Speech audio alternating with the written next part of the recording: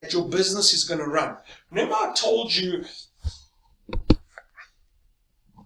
there was this guy and he had an idea to run a business, and then he started running this business and he started doing source documents. But there's one more step that this guy has to do, and he has to decide his business. What is the vehicle? This is a nice vehicle. What is the vehicle that is going to run his business? Okay? And you get different types of vehicles, okay?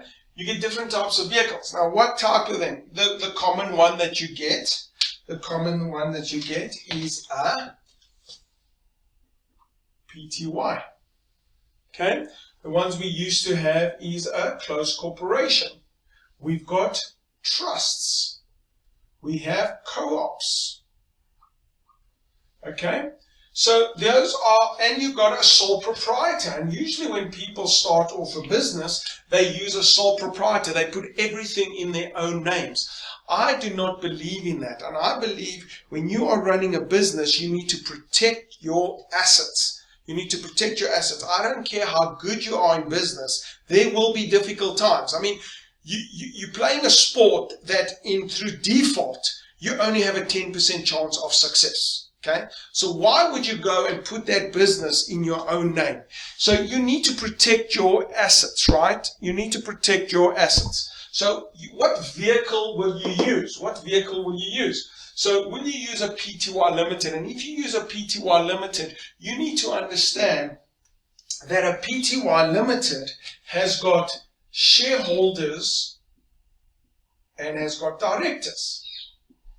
And if you look at a CC, you need to understand there are members there. If you look at a trust, you must understand there are trustees and beneficiaries.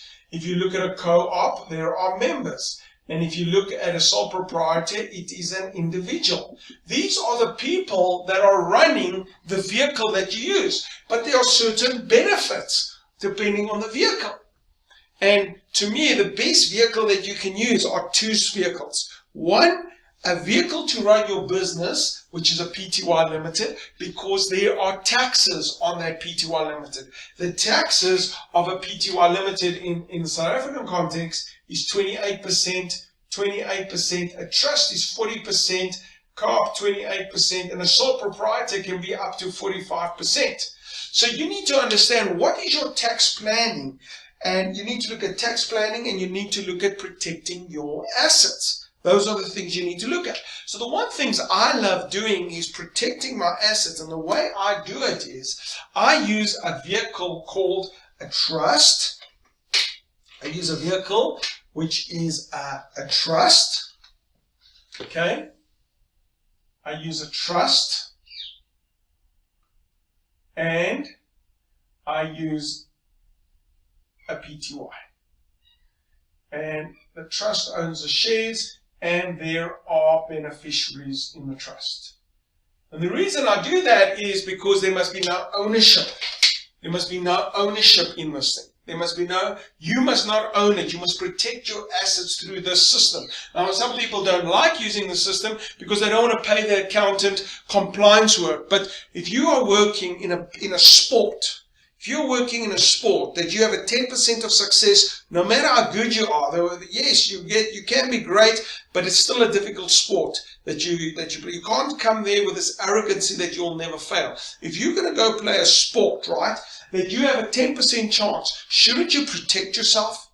Shouldn't you protect your assets? Shouldn't you protect your business? Shouldn't you protect your name and reputation? Shouldn't you do that? And that is actually what is happening over here.